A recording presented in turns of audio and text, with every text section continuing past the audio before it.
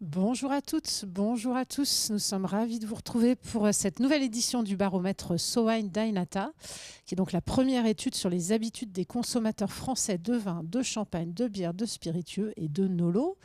Alors le baromètre, il fête cette année ses 16 ans pour son édition française. Comme vous le savez sans doute, on a lancé l'année dernière une édition sur le marché du Royaume-Uni et sur le marché nord-américain. Donc deux nouvelles éditions du baromètre. Ce sont deux marchés où nous avons des filiales. Les résultats de ces éditions des baromètres UK et USA seront dévoilés d'ici quelques semaines. Mais vous pourrez également, tout au long de l'heure que nous allons passer ensemble, lire quelques-uns des résultats de ces deux baromètres internationaux en comparaison de données françaises sur les infographies que vous allez découvrir dans quelques minutes.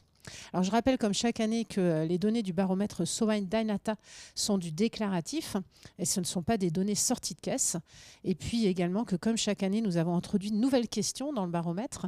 Cette année en particulier sur l'usage des intelligences artificielles, sur la consommation en CHR, sur l'appartenance au club également et puis quelques nouvelles questions sur l'œnotourisme dont vous allez découvrir les données d'ici quelques minutes.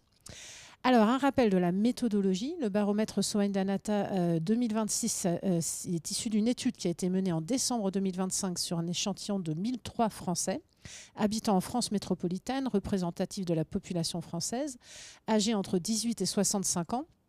La représentativité, elle a été assurée par la méthode des quotas sur la base des critères du genre, de l'âge et de la zone géographique. Et cela a été mené par notre partenaire historique Dainata, que je tiens à remercier ici, partenaire historique du baromètre depuis 16 ans. Dainata, c'est la plus grande plateforme de données first party et d'insight au monde, avec une portée globale de plus de 62 millions de consommateurs et de professionnels et une très riche profondeur de qualification. Je précise également que vous retrouverez toutes les données de ce baromètre et les infographies sur notre site internet sowine.com à partir de 13h. Donc toutes ces infographies que vous allez voir durant ce live. Vous pourrez également écouter l'ensemble de ces informations assorties de nos analyses dans les différents épisodes thématiques à venir de nos podcasts SoWine Talks qui seront mis en ligne à partir de mercredi prochain pendant quelques semaines. Et puis également, n'hésitez pas à poser vos questions tout au long de ce live. La SoWine Team est aux manettes pour y répondre au fur et à mesure ou bien pour nous permettre d'y répondre à la toute fin du live. Voilà, alors question, où les Français préfèrent-ils boire du vin? Quelle est la place du vin au verre au restaurant? Peut-on définir des profils de consommateurs? Quels spiritueux on le vend en poupe? Où en est la bière? Où en sont les nolos? Quelles sont les régions privilégiées pour le no-tourisme? Est-ce que les IA changent la donne dans la façon dont les Français s'informent sur le vin? Eh bien, tout de suite, les premières réponses à ces questions avec toi, Sylvain. Quelles sont cette année les boissons alcoolisées préférées des Français et le vin est-il toujours en tête? Merci Marie. Bonjour à toutes et tous. Ravi de vous trouver toujours aussi nombreux pour ce live. Et donc pour répondre à cette question rituelle de la boisson alcoolisée privilégiée par les Français, eh bien c'est de nouveau le vin cette année qui est encore en tête, d'une courte tête à 52% devant la bière à 51%. Le vin, boisson préférée des Français à 52% en recul de 6 points, c'est important de le noter. Idem pour la bière, en recul de 5 points. Alors ces deux positions en fait pour le vin et la bière cachent des disparités de genre, hein, puisque le vin reste la boisson préférée des femmes, à 47% contre 57% pour les hommes. En revanche, la bière reste la boisson préférée des hommes, à 63% contre 39% pour les femmes. Donc on voit qu'il y a vraiment une différence quand même assez notable. 63% pour les hommes contre 39% pour les femmes. En tout cas, la bière, donc boisson préférée des hommes, et sont donc finalement la jambe féminine qui participe au global de placer le vin en première position, donc d'une courte tête de 1 point par rapport à la bière. Vient ensuite la champagne, le champagne, qui maintient sa 3e position à 34%, moins 1 point. Avec une dynamique assez contrastée, puisqu'en fait, le champagne progresse nettement chez les 26-35 ans. On a plus 7 points à 30%. Alors que ça recule chez les plus jeunes de 18-25 ans de moins 5 points par rapport à 2025. On relève ensuite que les cocktails poursuivent leur montée en puissance à 29%, plus 2 points par rapport à 2025. Et ça, particulièrement, du coup, cette montée en puissance auprès des jeunes adultes de 18-25 ans, puisque les cocktails s'imposent pour eux comme boisson alcoolisée la plus citée à 46%, plus 2 points, devant la bière à 40% et le vin à 36%. Viennent ensuite les vins effervescents qui connaissent une progression assez notable à 22% plus 10 points. Donc plus 10 points, c'est quand même vraiment très très important. Et cette progression, eh bien, elle est portée notamment par les hommes, puisque chez les hommes, ça progresse de 13 points. Et également dans la classe d'âge des 36-49 ans, où les vins effervescents progressent également de 13 points. Le cidre, cette année, se positionne à 20%, perd 5 points. Et les spiritueux consommés purs baissent également de 4 points à 18%. Donc ça, c'est pour les boissons alcoolisées préférées des Français. Si on examine maintenant la part des non-consommateurs, cette part des non-consommateurs d'alcool, elle progresse légèrement. On a 18% au total de Français qui se déclarent non-consommateurs de boissons alcoolisées, non-consommateurs d'alcool. Et c'est un chiffre qui progresse donc légèrement de plus 1 point. Donc c'est une tendance qui continue en fait d'une année sur l'autre, mais c'est que de plus 1 point cette année.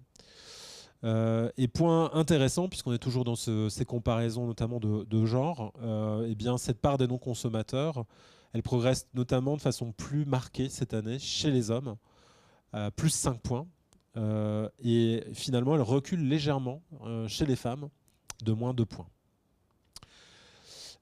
S'agissant maintenant des niveaux de connaissance, que ce soit les niveaux de connaissance en vin, en spiritueux ou en bière, intéressant en fait de relever les disparités et mettre en comparaison en fait ce rapport en fait en connaissance aux différents alcools. On relève en fait que la part de néophytes est la plus faible pour le vin par rapport à la bière et au spiritueux. On a 52% de néophytes déclarés en matière de vin contre 56% en matière de bière et 65%, donc significativement plus important, une part de néophytes plus importante pour les spiritueux. Évidemment, en effet de balancier, on a 44% de Français qui se déclarent amateurs éclairés sur le vin, contre 38% d'amateurs éclairés pour les bières et seulement 33% d'amateurs éclairés pour les spiritueux.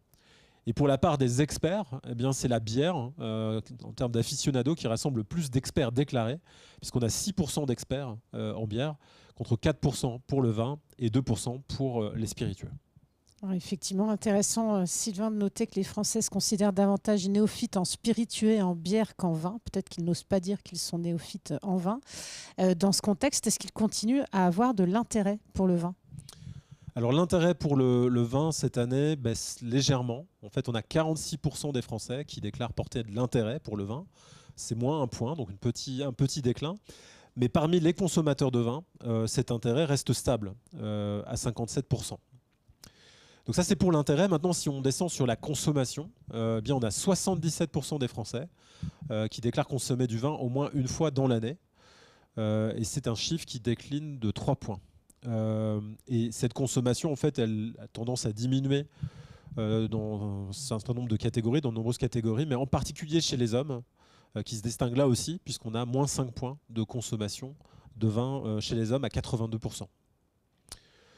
Alors parmi ces consommateurs de vin, quelles sont les couleurs ou les types de vins qu'ils privilégient ? Alors, le trio de tête aujourd'hui, cette année, il est inchangé. On retrouve du coup le vin blanc qui truste la première position à 91%.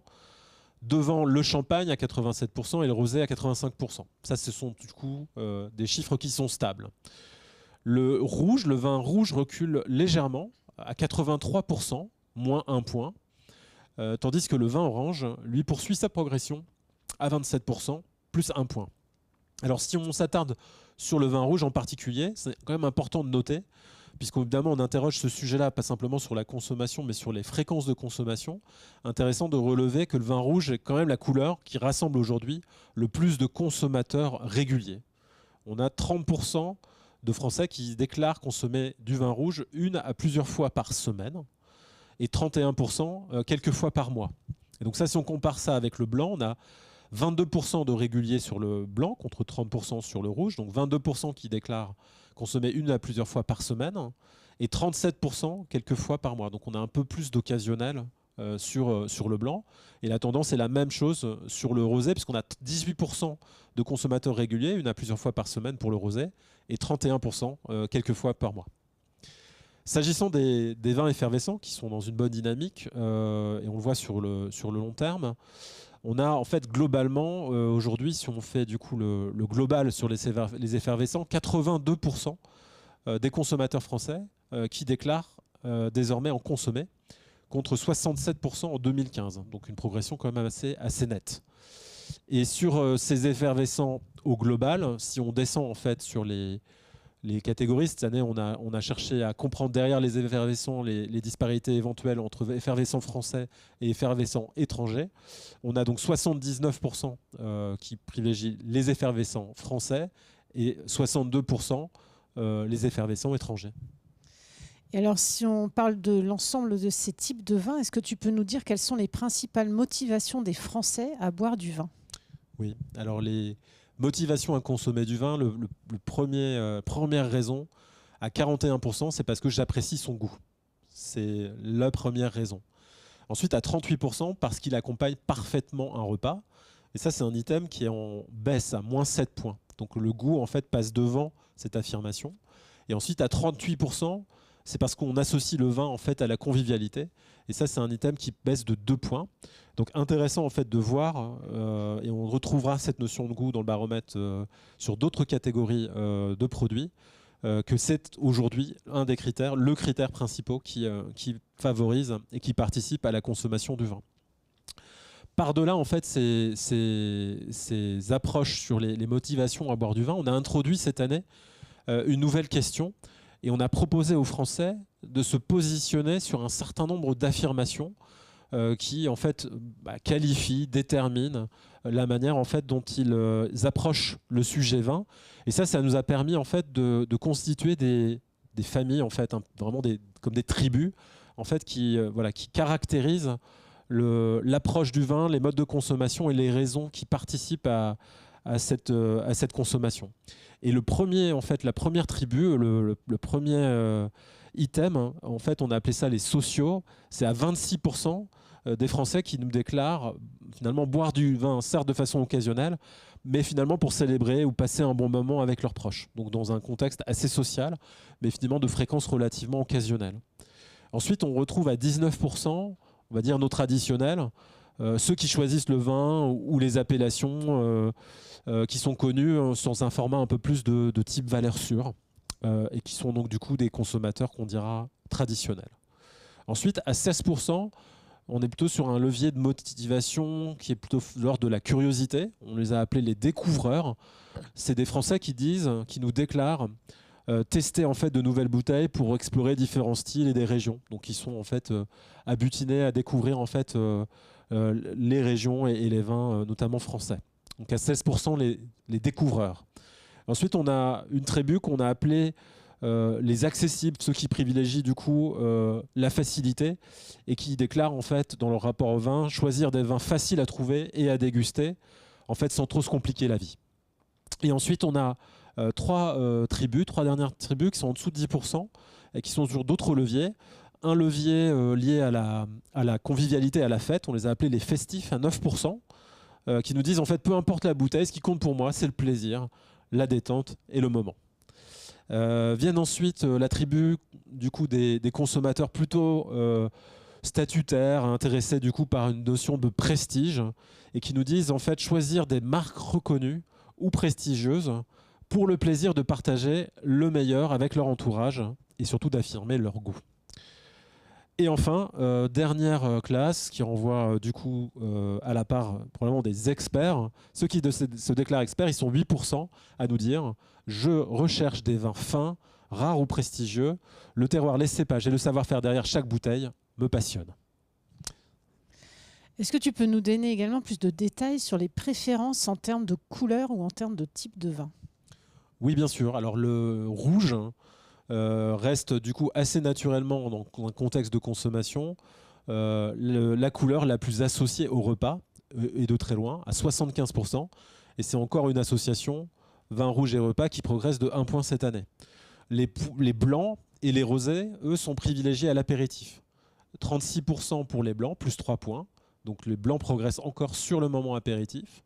Et les rosés à 30%, eux, moins 1 point, qui régressent légèrement sur ce moment apéritif. Le champagne, quant à lui, reste majoritairement dégusté lors des soirées. Donc c'est un moment effectivement assez festif. Les soirées, c'est favorable au champagne à 46%. Et c'est un chiffre qui est identique à l'année précédente. Et l'apéritif, en fait, est également, évidemment, un moment privilégié pour les effervescents à 41%, qui progresse de plus 1 point. S'agissant maintenant des contextes de consommation, on note que la consommation entre amis est du coup un contexte qui favorise du coup les 3 couleurs, rosé, blanc et rouge, puisqu'on a 41% des Français qui déclarent consommer du rosé du coup sur ce moment entre amis. C'est la première couleur, devant le blanc à 39% qui progresse de 4 points, le rouge à 25% qui progresse de 4 points. Donc pour la consommation entre amis, qui est du coup la catégorie, le moment où l'ensemble en fait finalement des couleurs progressent en termes de déclaration de consommation. Et quant à ce moment en fait de l'apéritif, qui est évidemment un espace clé, un moment clé quant à la consommation des boissons alcoolisées, eh bien on relève en fait à l'apéritif que les effervescents dont je parlais sont en première tête à 41%, donc plus 1 point, devant les blancs à 36%, plus 3 points, et les vins oranges à 25%, plus 3 points. Donc voilà pour les principaux enseignements qu'on tire de ce rapport des Français au vin et au moment de consommation. Mais cette année, en fait, on a choisi de compléter ce décryptage en allant encore un peu plus loin dans cette analyse, et notamment en introduisant une série de questions sur le rapport des Français à leur consommation en CHR, en café, hôtel, restaurant, hors domicile. Est-ce que tu peux nous en dire plus, Marie, sur ces enseignements ?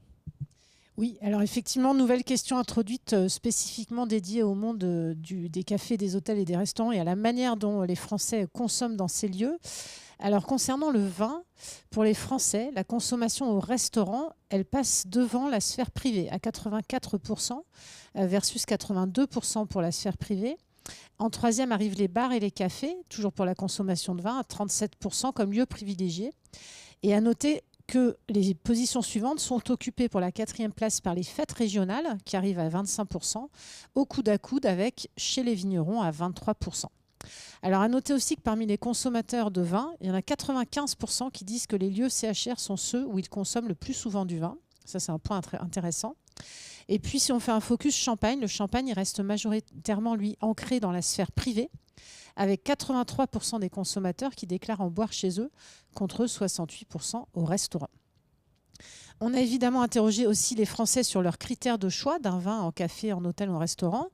Pour 41% des Français, le choix d'un vin dans ces lieux, c'est le prix. Pour 32%, c'est la région. Pour 28%, ce sont les accords mets et vins. Et arrive ensuite pour 27% la recommandation du sommelier, 24% les cépages et 23% la curiosité ou la découverte. Alors en complément, on leur a également posé la question de leur consommation de vin au verre. Et il se trouve qu'on a 85% des consommateurs qui déclarent choisir du vin au verre au restaurant. Ça, c'est un chiffre qui nous a étonnés, c'est un chiffre important. 45% déclarent consommer du vin au verre au restaurant tout le temps et 40% parfois. C'est une proportion qui est plus importante parmi les 18-25 ans, qui sont 88% à affirmer consommer du vin au verre au restaurant. Plus importante également chez les 26-35 ans, qui là sont 91% à donner cette affirmation. Et un tout petit peu plus inférieure, mais quand même très importante, pour les 36-49 ans, puisqu'ils sont 88%. Et à l'inverse, ce sont les 50-65 ans qui sont en sous-affinité sur ce montant-là. Mais par contre, c'est 78%, donc ça reste quand même un chiffre intéressant de consommateurs français qui déclarent prendre du vin au verre au restaurant. Donc ça, c'est une preuve que les habitudes des jeunes générations, mais pas que des jeunes générations, elles évoluent vers une consommation plus individualiste, où chacun fait un peu ce qui lui fait plaisir, et il n'a pas forcément envie de se sentir obligé de partager une bouteille, mais simplement de consommer ce qui lui fait plaisir à lui individuellement. Alors on a également posé la question des motivations. La première motivation des Français pour boire du vin au verre au restaurant, à 44%, c'est pour ne boire qu'un seul verre. À 35%, c'est pour avoir un meilleur accord avec le plat. Et à 26%, c'est parce que c'est la seule personne à boire du vin à table. Et probablement qu'il y a d'autres personnes qui boivent d'autres boissons alcoolisées ou non. Et puis, de manière anecdotique, sachez qu'aux États-Unis, le vin, il est avant tout consommé à domicile. On a 87% des consommateurs de vin qui déclarent en boire dans la sphère privée, contre 41% au restaurant. Merci Marie pour ces chiffres, ces nouveaux chiffres, hein, des données très intéressantes sur le rapport des Français au vin en CHR. Est-ce que tu peux nous en dire un peu plus de l'achat maintenant, plus globalement, et notamment en contexte caviste? Oui. Alors d'abord, on a 81% des Français qui déclarent avoir acheté du vin dans l'année. C'est une perte de 1 point par rapport à l'année dernière. C'est une perte de 4 points par rapport à l'année précédente encore. Mais on a quand même donc 80% des Français qui déclarent avoir acheté du vin, avec une part d'acheteurs occasionnels qui, elle, progresse à 37%, donc qui gagne 2 points. Donc probablement une consommation un tout petit peu plus occasionnelle. C'est l'achat chez le caviste qui là progresse nettement. Ça, c'est vraiment une des nouveautés aussi, une des surprises de ce baromètre, à 44%, plus 6 points par rapport à 2025. La grande distribution, elle reste stable à 84%, elle gagne 1 point, donc un tout petit gain. Mais c'est effectivement l'achat chez le caviste qui se démarque nettement avec ce 6 points supplémentaires. Quand on pose la question aux Français de savoir les critères et les éléments qui sont regardés prioritairement par eux au moment de l'achat pour se décider, et si on exclut le prix et la couleur, qui sont les deux premiers, arrive en premier à 67% le nom de l'appellation, arrive ensuite à 55% le nom du domaine, du vigneron ou de la marque, arrive ensuite à 48% la description du goût, et puis les cépages et le millésime respectivement à 47% chacun. Alors ce qu'il faut bien se dire dans ce contexte, c'est que le caviste, qui a clairement un rôle de prescription, il joue un rôle rassurant de conseil que les Français semblent rechercher quand ils achètent du vin. Il faut noter également, en termes de comment est-ce que je me renseigne avant d'acheter du vin, que pour 70% des Français, c'est important de se renseigner avant l'achat. Et pour se renseigner, le premier des critères vers lequel on va se tourner, c'est l'entourage à 46%. Les professionnels arrivent en deuxième à 44%, mais ça reste donc les deux principales sources d'information. Et pour autant, il y a des sources d'information qui étaient les dernières années passées un peu au second plan, qui remontent. Je pense au guide spécialisé qui gagne 4 points dans le classement par rapport à l'an dernier, la presse écrite qui gagne 6 points par rapport à l'an dernier, et les réseaux sociaux qui gagnent 4 points par rapport à l'an dernier, donc qui progressent également. Et puis, autre nouveauté, autre nouvelle question qu'on a posée aux Français cette année, leur attrait pour les événements et leur attrait pour les clubs. Alors l'attrait pour les événements liés au vin, il progresse cette année puisqu'on a 56% des Français qui déclarent avoir participé dans l'année à au moins une dégustation, une visite de cave ou un salon des vins. Ça, c'est un gain de 2 points. Et puis donc toujours dans ce rapport expérientiel, on a 27% des consommateurs de vin qui déclarent faire partie d'un club de vin au sens large. Donc club de vin, ça peut être via une entreprise, une association, un cercle privé, une grande école, une confrérie ou un domaine viticole par exemple. Et si la participation à des clubs de vin, elle décroît avec l'âge, c'est la tranche des 18-25 ans, étonnamment peut-être, qui est la plus représentée à 43%, contre 10% pour les 50-65 ans. Alors c'est peut-être la preuve aussi que les jeunes ont besoin de se retrouver sur une thématique commune et puis besoin de s'informer sur le vin et de se cultiver sur le vin. Sachez également, toujours sur cette question des clubs, que pour 40% des membres de clubs, le choix d'être membre d'un club, c'est d'abord parce que le club donne accès à des références de vin qu'ils ne pourraient pas déguster ailleurs. Donc ça, c'est pour 40%. Les autres motivations, c'est le fait de pouvoir profiter de prix intéressants à 28%, le fait de pouvoir approfondir leurs connaissances à 19%, et puis par choix de sociabilité pour pouvoir rencontrer d'autres personnes à 14%. Merci Marie, c'est très intéressant ces chiffres, je trouve, sur les clubs. Alors maintenant, question rituelle, les régions, les cépages. Quelles sont les régions et les cépages préférés des Français? Et est-ce qu'on a toujours le même trio de tête? Voilà. Alors, les régions dont les consommateurs français de vin préfèrent consommer les vins, ça reste structuré autour des grands bassins de production, avec Bordeaux toujours en première position à 61%, la Bourgogne à 58%, la Champagne à 42%, le Rhône à 40% et l'Alsace à 39%. Et puis, est-ce que ça se recoupe avec les cépages préférés? Alors, cette année, le Chardonnay renforce sa position de cépage préféré. C'était déjà le cas l'an dernier. Mais là, on a un gain de 5 points, 41% par rapport à 2025. Le Pinot Noir est toujours le deuxième cépage préféré des Français, à 31%, avec là aussi un gain de 2 points. Suivi par le Merlot à 27%, avec un gain de 3 points par rapport à 2025, qui dépasse donc le Cabernet Sauvignon, 24%, moins 1 point. À noter aussi la belle progression du Riesling, avec 22%, plus 5 points par rapport à 2025. Et puis pour l'anecdote, à noter que la Champagne prend la tête des régions françaises dont les Britanniques déclarent préférer et consommer les vins, avec 36%, plus 5 points par rapport à 2025. Alors Marie, ces enseignements sur, enfin, en tout cas ces confirmations sur les choix de régions privilégiées et de cépages préférés, est-ce que c'est du coup des choses qu'on peut mettre en parallèle avec les chiffres de l'œnotourisme et des régions privilégiées en œnotourisme? Oui, alors l'œnotourisme, c'est un sujet qu'on a abordé pour la première fois l'an dernier et qui confirme l'intérêt des Français. D'abord, on a 35% des consommateurs de vin qui nous déclarent s'être déjà rendus dans une région viticole spécifiquement par intérêt pour son vin et pour ses vignobles. C'est une baisse de 4 points. On attend l'année prochaine pour voir comment ça se stabilise ou pas. Mais en l'occurrence, on a toujours quand même un tiers des consommateurs de vin qui vont dans des régions françaises spécifiquement pour des raisons liées au vin. Les régions préférées, d'abord, c'est le vignoble bordelais à 33% en baisse de 4 points.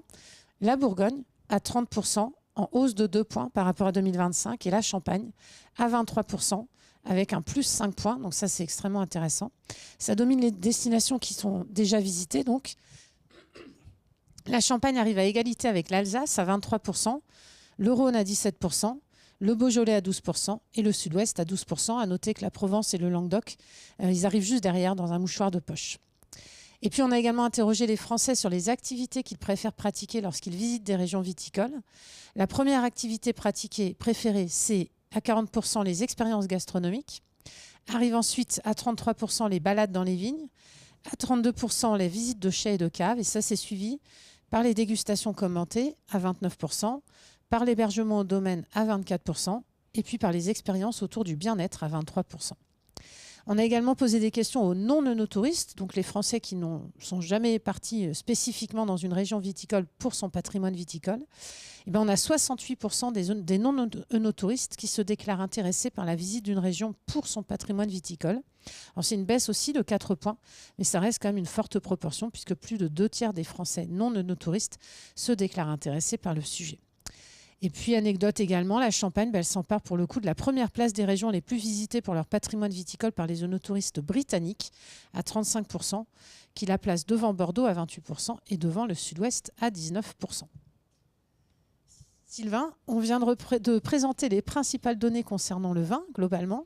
On va maintenant passer aux spiritueux, aux bières et aux nolos. Est-ce que tu peux nous en dire plus d'abord de ce qu'il en est des résultats du baromètre pour les spiritueux ?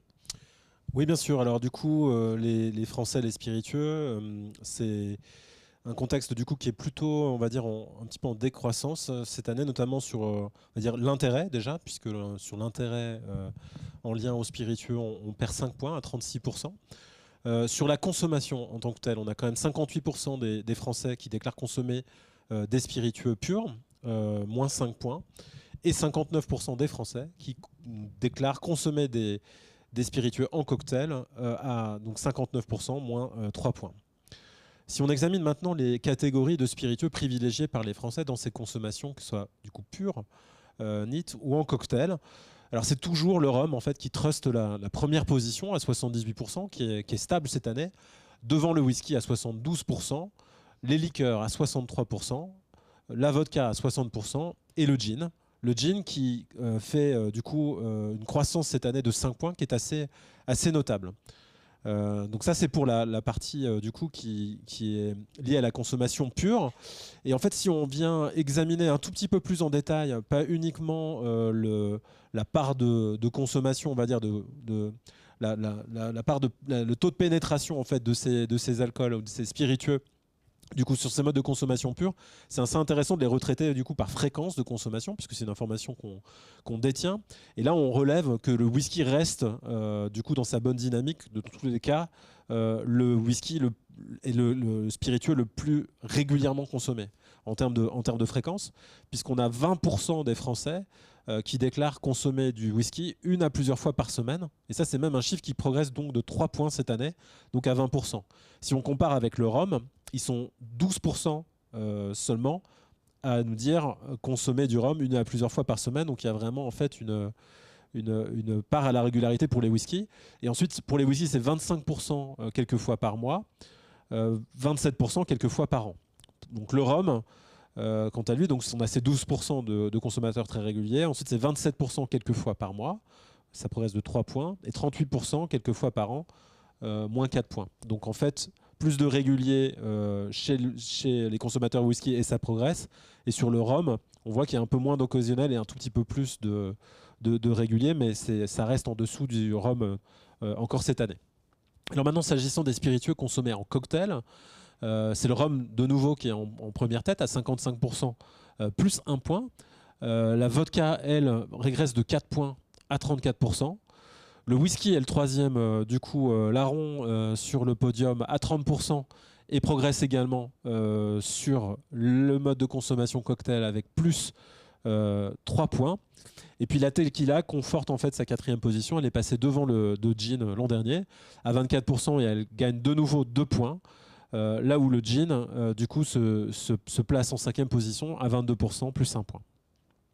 Voilà, et si on met en perspective du coup cette consommation de spiritueux en cocktail avec l'art d'élaborer ces cocktails à domicile, à la réponse à la question à quelle fréquence préparez-vous vous-même des cocktails chez vous à la maison, eh bien on a 78% des Français qui déclarent du coup élaborer des cocktails chez eux, chez soi. Et ça se traduit donc par une fréquence à hauteur de 13%, une à plusieurs fois par semaine, 22% quelques fois par mois et 43% quelques fois par an. Donc une consommation quand même de cocktails à la maison qui est quand même plutôt plus occasionnelle que régulière. Quant au moment de consommation des spiritueux, à quel moment en fait on les privilégie, eh bien c'est l'apéritif qui a la première position à 40%, moins 2 points, devant le moment de consommation en soirée à 36%, qui lui progresse de 3 points. Et puis la consommation, on va dire, classique en digestif, en troisième position à 15%, qui perd 2 points. Côté achat de spiritueux, on a 64% des Français qui déclarent avoir déjà acheté des spiritueux en 2026. Et ça, c'est un chiffre qui régresse de 4 points. Et dans le détail, là, on a aussi un biais de genre, puisque sur ces 64% en moyenne, ça se confronte à 72% chez les hommes, contre 57% chez les femmes. Et si on regarde en effet de loupe, du coup, la classe d'âge des 18-25 ans, eh bien, on voit que cet achat se maintient chez les 18-25 ans à 67%, donc 67% pour les 18-25 contre 64% en moyenne. S'agissant maintenant des lieux d'achat de spiritueux, c'est la grande distribution qui reste aujourd'hui toujours le circuit dominant, assez largement devant les cavistes, puisqu'on a 79% pour la grande distribution, moins 1 point, devant les cavistes à 25% et Internet à 18%. Intéressant de noter, du coup, on y reviendra, la bonne performance du coup de l'achat web, l'achat e-commerce, puisque sur Internet, c'est 18%, du coup c'est 5 points de progression par rapport à 2025. Et si on s'intéresse, pour finir, on va dire, au panier moyen, enfin en tout cas à la capacité que peuvent avoir ces consommateurs à mettre plus ou moins en fait, d'euros dans l'achat de leur bouteille, eh bien c'est le segment du coup des 21 à 50 euros qui progresse le plus cette année et qui est le segment dominant puisqu'il a 57% et donc avec une progression de 9 points. Et ça, si on décompose, puisqu'on a retraité cette information cette année avec du coup les 21,35 euros et 36,50 euros, on a 39% du coup qui déclarent mettre entre 21 et 35 euros et 18% entre 36 et 50 euros. Merci Sylvain. Et où en est la bière dans l'appréciation des Français ? Alors sur la bière, un petit peu comme les spiritueux, on a l'intérêt marqué par les Français s'infléchit un peu. On a 45% des Français qui déclarent s'y intéresser. Ça reste de 7 points, donc c'est quand même une baisse assez notable. Alors l'intérêt, en fait, il demeure quand même évidemment plus élevé. On a vu que la bière avait un élan particulier chez les hommes, donc à 57%. Chez les hommes, moins 5 points. Donc ça baisse moins chez les hommes. Donc 57% d'intérêt chez les hommes. Et chez les femmes, on est à 34%. Et là, ça régresse de 9 points. Voilà. Donc sur l'intérêt, s'agissant maintenant de la consommation, là, les chiffres sont un tout petit peu plus favorables. La baisse n'est que de 5 points. On a 62% des Français qui déclarent consommer de la bière. Alors, cette consommation, du coup, elle se porte en termes de typicité de bière naturellement sur les blondes, hein, qui conservent leur pole position à 96%, qui est un chiffre qui est ISO par rapport à 2025. Devant les blanches, à 78%, moins 2 points. Les bières ambrées à 72%, moins 1 point. Les bières brunes à 68%, plus 1 point. Juste devant, du coup, une catégorie qu'on a intégrée cette année, les aromatisés. C'est intéressant pour nous, du coup, d'intégrer les aromatisés qui se positionnent déjà en fait, assez haut dans le classement, donc à 66%, devant les IPA à 50%, plus 4 points, et les bières sour à 30%, plus 5 points. S'agissant maintenant des moments de consommation sur la bière, ce qu'on relève, c'est que les moments de consommation privilégiés, c'est 43% avec des amis, ça baisse de 3 points, 39% en famille et 16% en solo. 16% en solo, moins 2 points, tandis qu'en famille, c'est un item qui progresse de 4 points. Et si on parle des moments en fait dans la semaine, c'est toujours le week-end le soir à 54% qui domine la consommation de bière, devant à 30% la consommation en semaine le soir. Et quand on les interroge du coup sur leur intérêt sur la bière, avec une question plus directe qui est où consommez-vous le plus souvent de la bière, et on leur demande d'élaborer un top 3, c'est à 73% dans la sphère privée. Donc sphère privée, c'est chez soi, en famille, chez des amis, donc qui passe vraiment très largement devant. À 54% le restaurant, à 52% les bars à bière, à 48% les cafés, les bars, hors bar à bière, à 23% les fêtes régionales, type feria, et à 22% les événements culturels, type concerts, spectacles, théâtre, festivals, opéra. Quant au type de bière, pour finir en fait ce paysage de la consommation de la bière, ce panorama, les types de bières privilégiées, c'est à 64%, toujours en tête la bière locale et française, qui baisse légèrement de 1 point. À 48%, la bière importée, moins 1 point. Devant donc les bières craft à 47%, moins 3 points. Et les bières industrielles à 40%, moins 2 points. Voilà pour les bières. Il reste une catégorie évidemment importante à étudier, qu'on examine, je crois, depuis 5 ans maintenant. Les nolos. Marie, qu'est-ce qu'il faut en penser cette année ? Alors, en termes de progression, d'abord, le premier point intéressant, c'est qu'aujourd'hui, on a 33% des Français qui déclarent avoir déjà consommé des produits NOLO. Donc NOLO, c'est évidemment la catégorie des produits sans alcool ou à faible teneur en alcool. Je vais utiliser régulièrement le terme de NOLO. C'est une hausse, mais c'est une hausse qui est limitée à 1 point.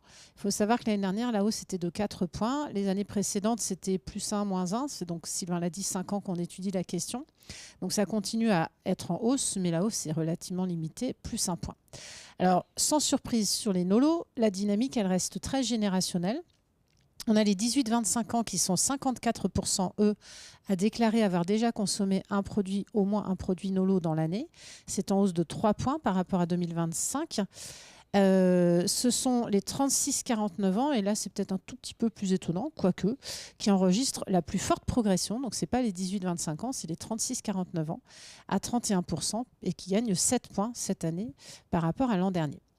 Sans surprise, en termes de quel produit NOLO les Français privilégient, c'est la bière qui reste numéro 1 à 60% avec une petite baisse de 1 point. Elle est suivie par les cocktails qui reculent de 3 points à 39%. Arrivent ensuite les spiritueux sans alcool ou à teneur réduite en alcool, donc qui progressent à 27% en gagnant 6 points, donc 6 points de plus pour les spiritueux. Et le vin progresse également de 7 points à 24%. Et puis, on a aussi les effervescents qui progressent de 4 points, qui arrivent en dernière position, mais qui progressent de 4 points à 18%. Alors, il faut savoir sur les NOLO que la consommation, elle reste majoritairement à domicile, à 55%. C'est en baisse de 3 points. Tandis que la consommation de NOLO en bar et au restaurant, elle progresse de 3 points à 28%. Les principales motivations, là aussi, c'est une question qu'on pose aux consommateurs français de NOLO. Pourquoi est-ce que vous aimez consommer ces produits ? Alors, extrêmement intéressant cette année, c'est que la modération, qui est la première des motivations, elle reste en tête. Elle est à 43%, mais elle recule de 7 points par rapport à l'année dernière. Et c'est le goût qui progresse de 4 points à 39%, donc qui passe désormais devant la santé. La santé est à 38%, elle perd 2 points. Donc c'est un phénomène, ça, qui est particulièrement marqué chez les 26-35 ans, puisque chez eux, le goût gagne 7 points, alors que la modération, elle recule de 14 points. Et la même dynamique peut s'observer chez les 18-25 ans, qui sont davantage motivés par le goût, plus 5 points, que par la santé, moins 4 points, ou par la modération, qui, elle, perd 8 points. Donc à noter que sur les vins Nolo, on a 27% des consommateurs qui déclarent désormais aimer son goût. Ça, c'est aussi intéressant par rapport à l'année dernière. C'est une question qui avait été introduite l'an dernier. Donc 27% des consommateurs de Nolo qui déclarent aimer le goût des Nolo, ça gagne 8 points. On a toujours une majorité de Français qui déclarent rester en quête d'un produit qui leur conviendrait ou privilégier d'autres catégories de Nolo que le vin. Je parle bien du vin, hein. Donc 34% qui restent en quête d'un autre produit que le vin, mais c'est malgré tout cette affirmation-là, une affirmation qui est en baisse de 11 points. Donc la progression du goût sur le vin Nolo, elle se fait clairement ressentie dans l'appréciation des Français quand leur volonté et leur goût pour cette consommation de vin. Voilà pour le panorama sur les Nolo. Sylvain, sans transition, est-ce que les Français achètent en ligne ? Alors le sujet en fait du digital au sens large, de l'achat en ligne en particulier, est un sujet évidemment qu'on interroge chaque année et on balaie de nombreuses questions. Alors pour aller directement sur la réponse à la question de l'achat en ligne, on relève cette année, et c'est un des enseignements importants je dirais, du baromètre 2026, c'est que la part des acheteurs en ligne, elle progresse assez nettement et de façon assez significative sur le vin. Donc on a 39% de Français qui déclarent avoir déjà acheté du vin en ligne dans l'année écoulée. 39% plus 5 points. On sait qu'on était sur des effets un petit peu plateaux ces dernières années après un boom post-Covid. Eh bien, on retrouve des chiffres presque aussi importants que ceux qu'on avait rencontrés au moment du Covid. Donc 39% d'acheteurs en ligne pour le vin plus 5 points. Et pour les spiritueux, on est même à 42%, avec là aussi une progression de plus 3 points. Donc c'est assez intéressant de noter en fait cette bonne dynamique. Et si on fait un effet de loupe du coup sur le panier moyen pour le vin acheté en ligne, il se situe désormais entre 51 et 70 euros, 51 et 70 euros pour 31% des acheteurs, ce qui semble en fait témoigner bien d'une certaine confiance dans l'acte d'achat dématérialisé. Et puis ça traduit aussi une relative premiumisation des commandes. Alors s'agissant des circuits, où est-ce qu'en fait j'achète en ligne, c'est quelque chose qu'on examine depuis toujours. Bien cette année, point notable, c'est les sites de cavistes à 33% qui progressent de 3 points, qui prennent la première position du coup des sources en termes de circuits d'achat pour l'achat de vin en ligne, donc 33% plus 3 points. Devant la grande distribution, hein, c'est dans un mouchoir de poche qui est à 32%, mais qui régresse de 1 point. Et les sites de producteurs, donc l'achat en ligne direct producteur, à 31%, plus 4 points. Pour les spiritueux, du coup, l'ordre est un peu différent, puisque ce sont l'achat direct producteur à 32% qui prend la première position, qui domine devant la grande distribution à 28%, qui elle progresse de 5 points. Donc assez intéressant de noter cette progression de la grande distribution. Et les cavistes également qui viennent talonner la grande distribution à 27% plus 8 points. Donc intéressant en fait de voir qu'on est quand même dans des chiffres qui sont relativement assez équivalents selon les circuits, mais intéressant aussi de voir les dynamiques et les progressions cette année qui s'expriment. Donc ça, c'est pour l'achat en ligne spécifiquement. Sur l'étude du baromètre et des leviers, je dirais, digitaux, on étudie bien d'autres choses, et en particulier l'impact des réseaux sociaux et le rôle de l'influence et des créateurs de contenu qui sont suivis du coup par les Français sur les réseaux sociaux. Et du coup, on a une question assez rituelle en fait, qui est de savoir si l'influence a de l'impact, si l'influence influence. Et on a aujourd'hui un chiffre en assez nette progression sur 2026 à ce sujet, puisqu'on a 47% des utilisateurs qui suivent en fait des influenceurs, des créateurs de contenu sur les réseaux sociaux, qui déclarent accorder de l'importance à leurs conseils. Et ça, c'est toute catégorie confondue. C'est pas uniquement du coup sur les vins et spiritueux. Donc c'est quand même assez intéressant de voir en fait que ce chiffre progresse, et que cette tendance bien sûr est encore plus marquée chez les 18-35 ans, même si ça ne se limite pas à ce chiffre en termes de progression uniquement aux plus jeunes d'entre nous. Et maintenant, si on pousse plus loin la question en fait, de l'influence sur l'acte d'achat, eh bien, on a 20% des Français qui déclarent avoir déjà acheté un vin recommandé en ligne par un influenceur. Ça progresse de 2 points, ce chiffre.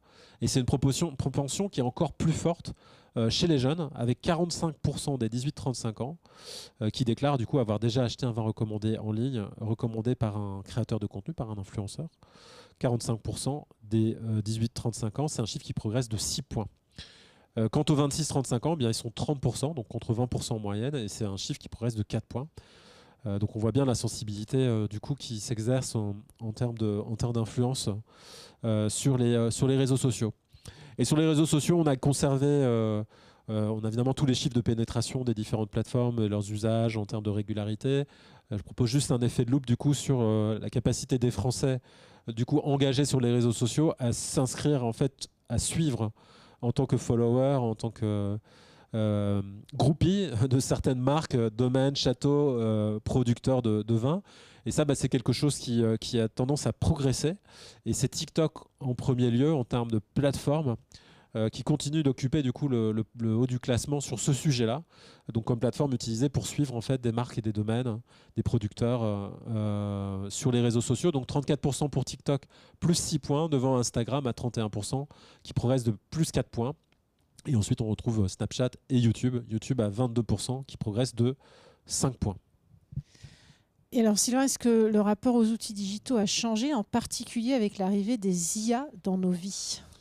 Alors, c'est vrai que l'intelligence artificielle, on en entend énormément parler. Ça a évidemment de l'impact sur notre quotidien, on s'en rend bien compte. C'était important pour nous cette année, en fait, de se poser cette question aussi sur le rapport, on va dire globalement, des Français avec les boissons alcoolisées, le vin spiritueux en particulier. Donc on leur a posé une question avec du coup des réponses à choix multiples et qui était du coup de dire: avez-vous déjà utilisé un assistant IA type Gemini, ChatGPT, le chat, Claude, Perplexity, etc. en rapport avec les vins, les champagnes, spiritueux et bières? Eh bien, ils sont 30% d'entre eux, 30%, c'est un chiffre vraiment déjà très élevé, qui déclarent avoir déjà utilisé une IA pour se renseigner sur le vin ou les spiritueux.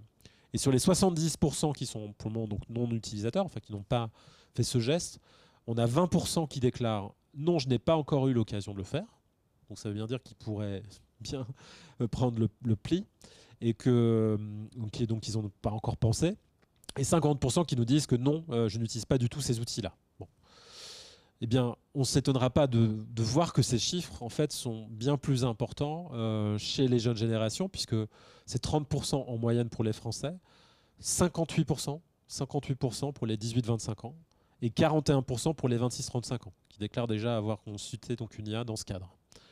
Et maintenant, du coup, les raisons, en fait, les leviers de motivation, pourquoi ils le font, eh bien, si on fait un effet de loupe chez les 18-25 ans, c'est à 21% du coup utilisé pour se renseigner en général, pour en savoir plus sur une appellation, pour avoir des conseils de dégustation.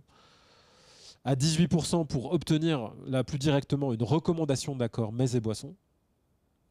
Donc 18%. L'IA qui est utilisée comme un sommelier. Et 16% du coup pour évaluer la qualité d'un produit, pour se faire une opinion sur la qualité intrinsèquement du produit.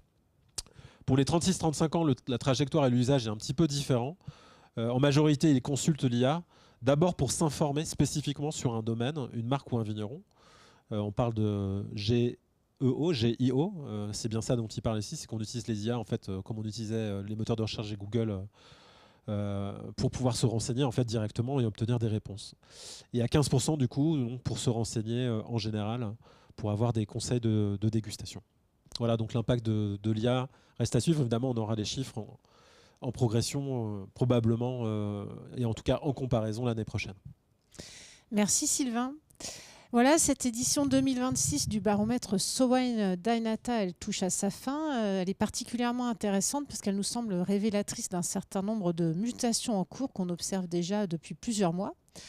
Alors en guise de conclusion, je vais plutôt faire une ouverture. D'une part, par rapport à tout ce qu'on vient de voir là, dans l'heure qui vient de passer, on peut observer le succès de la consommation de vin au verre qui confirme des usages qui favorisent toujours plus une consommation individuelle, j'en ai parlé.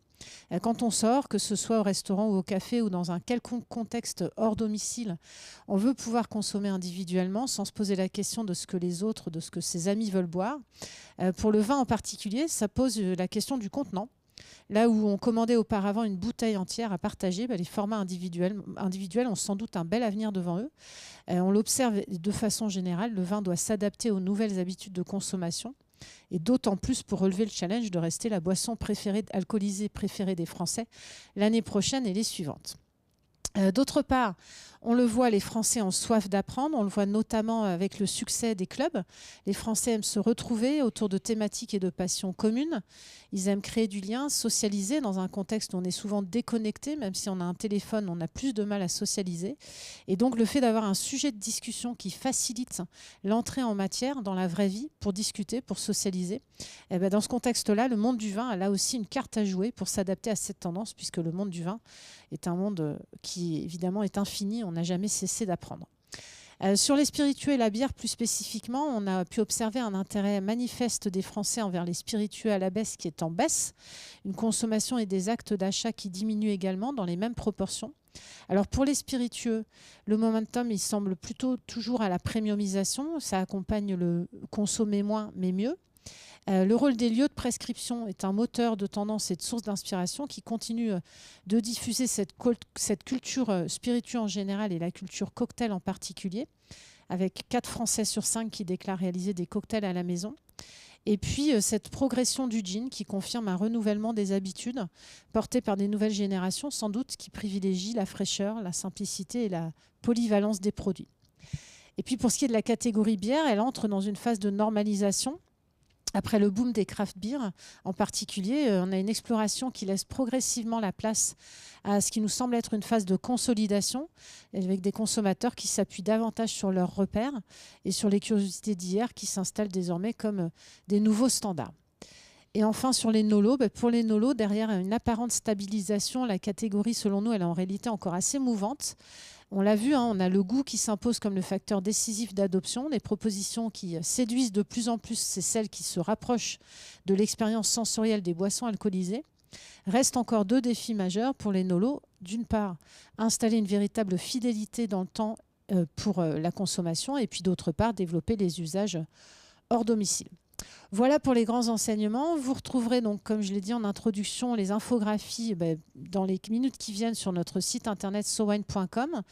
Et puis également ces données mises en perspective aussi avec les 16 années qui viennent de passer, assorties de nos analyses dans la série de podcasts SoWine Talks qui sera mise en ligne à partir de mercredi prochain et les mercredis des semaines à venir. On va laisser maintenant la place aux questions et le temps que ça se charge, je vais dire un grand merci à notre partenaire à la technique. Merci à vous évidemment de nous avoir suivis et puis un grand merci à la SoWine Team qui a travaillé d'arrache-pied sur ce baromètre comme à chaque édition. Merci aussi à la presse qui se fait l'écho chaque année du baromètre SoWine d'Anata en s'appuyant sur ces données et on vous retrouvera très vite, alors tout de suite avec les questions, mais très vite ensuite avec les données du baromètre UK et les données du baromètre USA. Place aux questions. Sylvain, si tu veux commencer. Oui, absolument. Merci Marie. Eh bien, du coup, on a une question en fait collégiale commune d'Anaïs et Amandine. Ils demandent de redonner en fait les chiffres concernant les consommateurs se disant amateurs éclairés de vin. Alors, du coup, en termes de niveau de connaissance, on a 52% de néophytes. Donc ça progresse de plus 1 point. 44% d'amateurs éclairés. Ça régresse de 1 point. Et 4% d'experts. Donc en fait, ce qu'on se dit là, c'est que au final, seulement 4% des Français sont vraiment en capacité à se projeter dans une forme d'expertise. Pour le reste, en fait, c'est essentiellement des amateurs éclairés et des néophytes, ce qui implique en fait une forme probablement de vulgarisation dans la manière de communiquer sur le vin. René Del Porto nous dit sur ces 40% qui se disent éclairés, combien d'hommes et de femmes? Est-ce équitable? Alors en l'occurrence, on a un petit distinguo puisqu'on a 51% des hommes qui se définissent vraiment comme des amateurs éclairés. Et ça, c'est stable par rapport à 2025.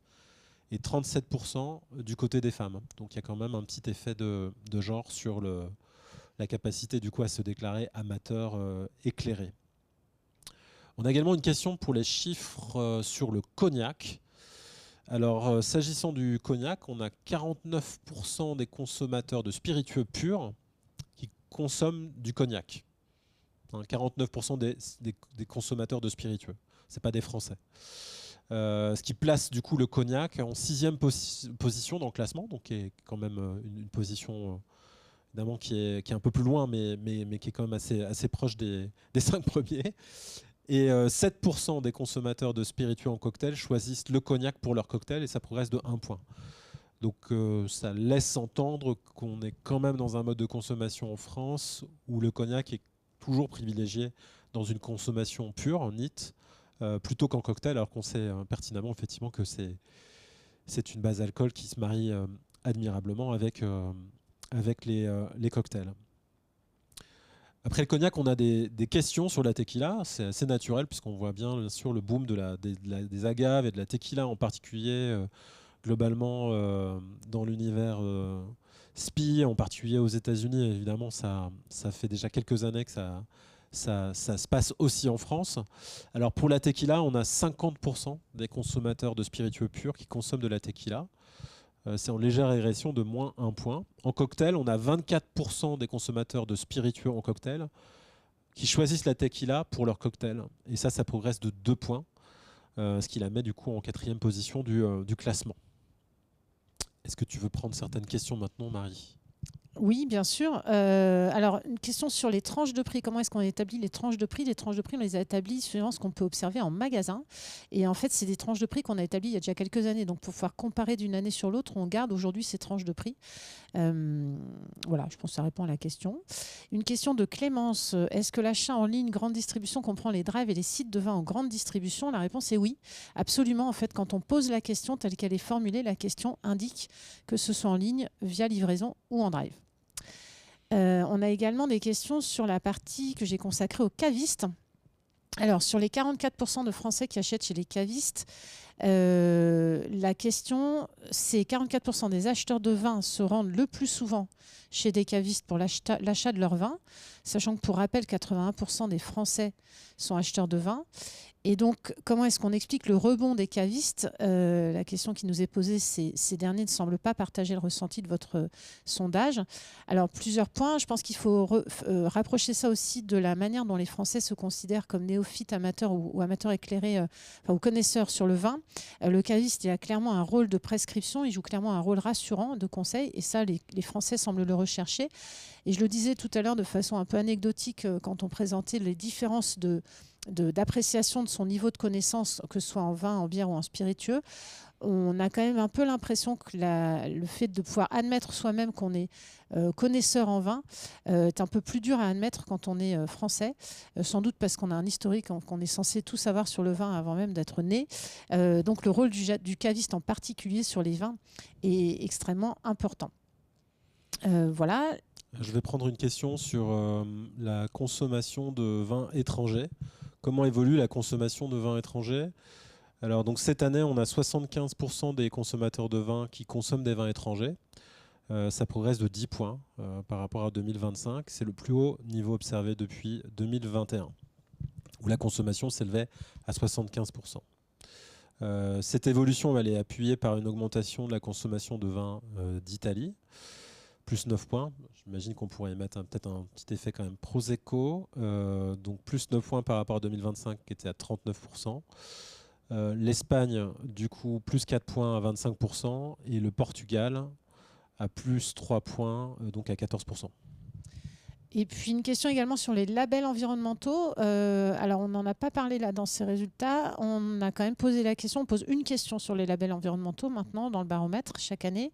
On a cette année 55% des acheteurs de vin qui regardent toujours ou presque toujours si la bouteille de vin est labellisée au moment de l'achat. Et c'est en hausse de 4 points par rapport à 2025.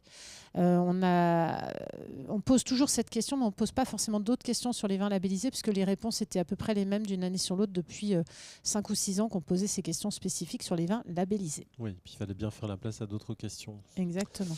Je vais prendre une question sur les régions. Marie, tu évoquais du coup les régions qui sont assez classiquement en fait devant, enfin en termes de baromètre, finalement aussi un petit peu de notoriété, peut-être plus que directement de préférence. On pourrait en discuter. Donc on a Tiffany qui s'interroge sur la place de la Loire. Alors la Loire, en fait, au sens du Val-de-Loire et du Centre-Loire, cette région, elle arrive en 8e position, avec 26% parmi les régions donc, qui sont préférées. Donc, pour rappel, les 6 premiers du classement, c'est Bordeaux à 61%, la Bourgogne à 58%, la Champagne à 42%, le Rhône à 40%, l'Alsace à 39%, la Provence à 35%, qui est du coup un ordre similaire à 2025. Ensuite, on a le Sud-Ouest à 28%, donc la Loire, au sens de Val-de-Loire et Centre-Loire, à 26%, le Languedoc à 25%, avec le Beaujolais à 25%, Roussillon 20%, Jura 17%, Savoie 16% et la Corse à 13%. Pouvez-vous rappeler les chiffres de consommation Nolo chez soi versus CHR? Alors, la consommation, elle reste majoritairement à domicile à 55%, c'est en baisse de 3 points, alors que la consommation de Nolo en bar et en restaurant, elle progresse de 3 points à 28%. Marie, je crois qu'on a Au bout des questions, couvert les questions essentiellement qui nous étaient posées. Merci beaucoup de nous avoir suivis. Et puis, n'hésitez pas, nos contacts sont facilement accessibles. Si vous en avez d'autres, nous sommes à votre disposition pour y répondre, y compris dans le feed de ce live. À très vite. Merci à tous, merci pour votre écoute et à très vite.